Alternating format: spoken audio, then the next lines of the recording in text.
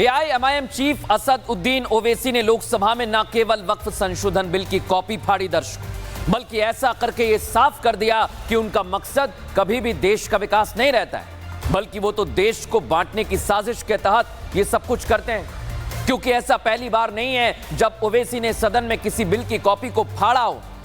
असंवैधानिक काम किया है उन्होंने पहले भी, विरोध का यही तरीका वो अपनाते रहे हैं। लेकिन कैसे सीएए को लेकर उन्होंने भ्रम फैलाया और अब बारी वक्फ की आ गई है। ओवैसी सरकार के खिलाफ मुसलमानों की आंखों में विद्रोह की आग जलाने की साजिश अभी से नहीं, लंबे समय से रच रहे हैं। सरकार के फैसले का विरोध करना तो मानो उनकी आदत है।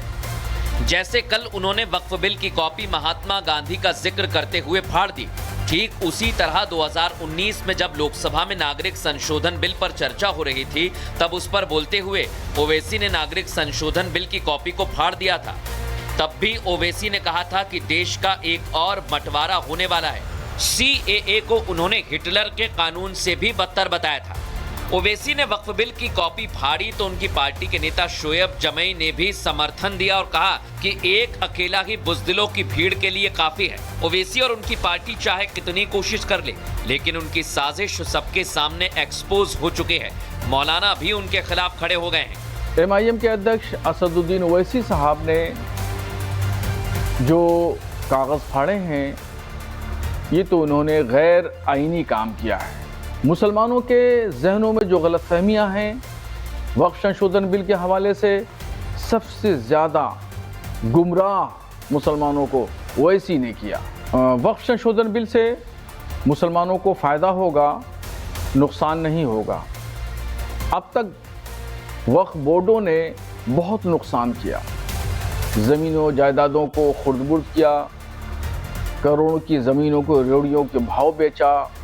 अब इन तमाम चीज़ों पर लगाम लगेगी। 5 साल से ज्यादा का वक्त बीत चुका है, लेकिन ओवैसी की राजनीति ठीक उसी तरह चल रही है। विरोध का तरीका भी वही है, राजनीति की लाइन भी वही है। मुसलमानों को गुमराह करने वाली सोच और बंटवारे की तरफ देश को धकेलने की साजिश, सब कुछ वैसे ही चल रहा है। लेकिन मोदी सरकार ने भी सबका साथ सबका विकास की जो कसम खाई है, उस पर केंद्र चल रहा है और उसी का नतीजा है वक्फ संशोधन बिल पर यह बहस छिड़ी हुई है। और दर्शकों, विरोधी भले ही वक्फ बिल को लेकर जितना भ्रम फैला लें, लेकिन कई मुस्लिम संगठन ये बात जानते हैं, ये बात समझते हैं कि बिल उनके समर्थन में और बिल लाकर मोदी सरकार जो गरीब वंचित मुसलमान हैं उनका हक दिलाना चाहती है। ऐसे में जो विरोधी तुष्टीकरण की राजनीति कर रहे थे, बिल का विरोध कर रहे थे, उनके सामने आईना लग गया है। और आईना लगा है भारत के मुसलमानों का, जो इस बिल के समर्थन में आ गए हैं और सड़कों पर खुशियां मना रहे हैं। लोकसभा में वक्फ संशोधन बिल पास हो गया तो अब उम्मीद राज्यसभा से है, लेकिन इस बिल के पास होने से उम्मीद उन लोगों की जगी है जो वक्फ बोर्ड के सताए हुए हैं।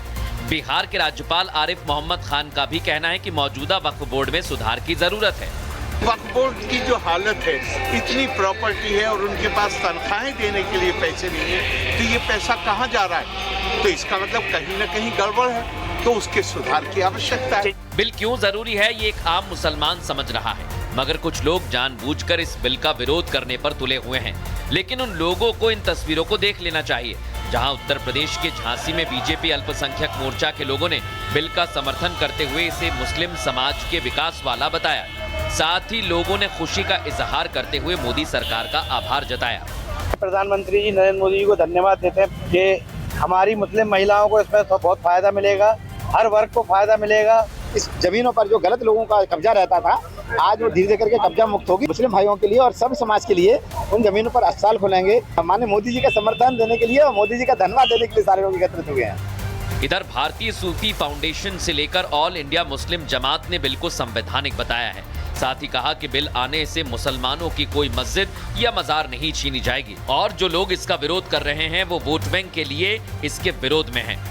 वक्फ बिल से मुसलमानों को कोई नुकसान नहीं हो रहा। ये वक्फ बिल गरीब मुसलमानों के लिए तोहफा लेके आ रहा है। बस परेशान वो लोग हैं कि जिन्होंने वक्फ की प्रॉपर्टीज को बेच दिया था, उस पर कब्जे करा दिए थे।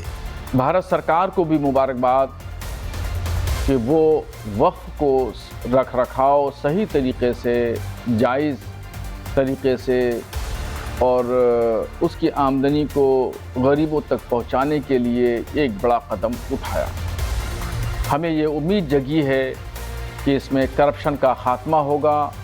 देश के अलग अलग राज्यों में बुधवार को भी बिल के समर्थन में मुस्लिम समाज के लोग सड़कों पर दिखे और वही तस्वीर आज भी देखने को मिली।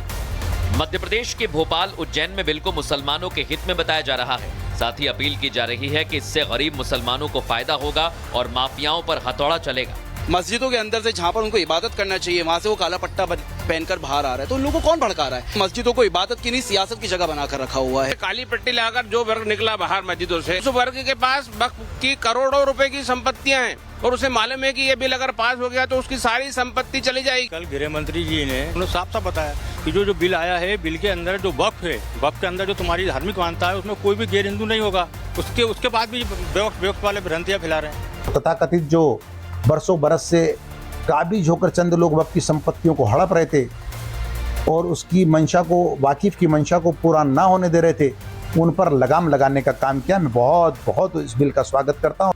वक्फ संशोधन बिल को मुस्लिम संगठनों का समर्थन तो मिल रहा है, वहीं साधु भी अच्छा कदम बता रहे हैं। वक्फ बिल जो है, संशोधन है, ये मुसलमान भाइयों को बहुत बड़ी सौगात मिल रहा है। हमारे मोदी जी भारत के भविष्य हैं और ऐसे प्रधानमंत्री कहीं पर भी नहीं होंगे। अब दर्शकों, वक्फ संशोधन बिल को वक्फ बोर्ड की मनमानी रोकने के लिए ही लाया गया है, लेकिन विपक्ष इसका विरोध कर रहा है। राज्यसभा में अभी भी विरोध किया जा रहा है। एक तरफ लोकसभा में कार्रवाई के दौरान कई सांसदों ने वक्फ बोर्ड से जुड़े हुए अपने अनुभवों को सामने रखा। उन्हीं में से एक बीजेपी की दिल्ली से सांसद हैं कमलजीत सहरावत। उन्होंने बताया कि वक्फ बोर्ड ने एक गांव और मंदिर पर कैसे कब्जा किया था। सुनिए जरा। वक्फ संशोधन बिल पर सदन के दोनों सदनों में संग्राम छिड़ा हुआ है। एक तरफ ओवैसी हैं जो सदन में बिल की कॉपी को फाड़ रहे हैं, वहीं दूसरी तरफ बीजेपी की सांसद कमलजीत सहरावत ने खुद को वक्फ का पीड़ित बताया। उन्होंने चर्चा में अपनी आपबीती को रखा और बताया कैसे द्वारका के अमराई गांव में मौजूद उनके घर से महज 200 मीटर की दूरी पर बने शिव मंदिर पर वक्फ ने अपनी दृष्टि डाली। हमारे घर में कोई भी नया काम होगा तो वहाँ पर जाकर हम प्रसाद चढ़ाते हैं। ये हमारे गांव के हर घर का 36 बिरादरी का हमारा वो मंदिर है। ये 2-3 साल पहले की बात होगी। पता चला कि कुछ लोग आए हुए हैं और वो कह रहे हैं ये जमीन वक्फी है। कमलजीत सहरावत के घर के पास शिव मंदिर 1508 से बना हुआ है। इस मंदिर में 36 बिरादरी के लोग सैकड़ों सालों से पूजा करते आ रहे हैं। 1987 में इस जमीन को डीडीए ने अपने कब्जे में लिया था, लेकिन गांव वालों की रिक्वेस्ट के बाद वहां मंदिर अभी भी अस्तित्व में है। लेकिन 3 साल पहले कुछ लोगों ने मंदिर की जमीन पर वक्फ का दावा ठोक दिया।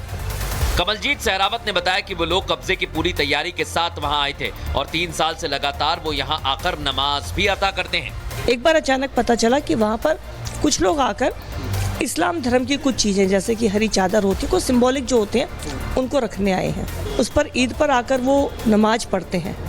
इसी तरह द्वारका सेक्टर 23 के पोचनपुर गांव में बने शमशान घाट की जमीन पर ईद के मौके पर कुछ लोगों ने शमशान घाट पर नमाज पढ़ने का दावा किया। वहां के स्थानीय वहां पर पहुंच गए, जिसका जिक्र कमलजीत सहरावत ने किया। और ये जो जगह आप देख रहे हैं, ये दीवार खड़ी हुई है ठीक इसके बगल में।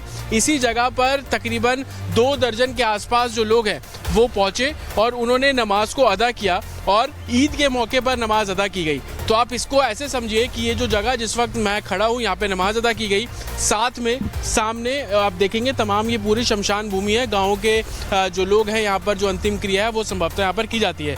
गांव के लोगों ने बताया कि ये कोई पहली बार नहीं है जब जबरन नमाज अता की गई हो। इससे पहले भी ग्रुप में मुस्लिम समाज के लोग वहां आते हैं और नमाज पढ़ते हैं। अभी पीछे यह जो ईद गई है, इस पे मतलब 20-30 की टोली में आते रहे, नमाज अदा करते चलते गए और काफी लंबा टाइम चला।